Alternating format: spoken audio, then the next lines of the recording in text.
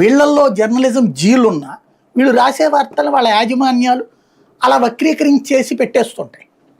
ఇది ఎట్లా ఉంటుందంటే బాబు గారు పాత రోజులైనా సరే పాత రోజుల్లో ఒక దబాయింపు ఉండేది. ఎట్లాగా ఆకస్మిక తనిఖీలు నేను చాలా పార్టిసిపేట్ చేశాను ఆయనతో.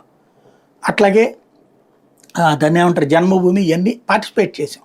అప్పుడు ఎట్లా ఉంటుందంటే ఇప్పుడు ఫర్ ఎగ్జాంపుల్ ఒక చిన్న ఉదాహరణ చెప్తా. ఒక గుడివాడలో ఒక స్కూల్ ఉంది, ఏజీకే హై స్కూల్ అని చెప్పేసి.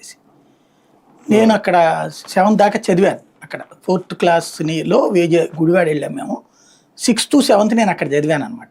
దాంతో నాకు కొంత అటాచ్మెంట్ ఉంది. ఇప్పుడు ఆకస్మిక తనిఖీలకు వచ్చినప్పుడు వెళ్ళినప్పుడు మేము ఉన్నప్పుడు అప్పుడు మామూలుగా ఈ మట్టి నేలే అక్కడ.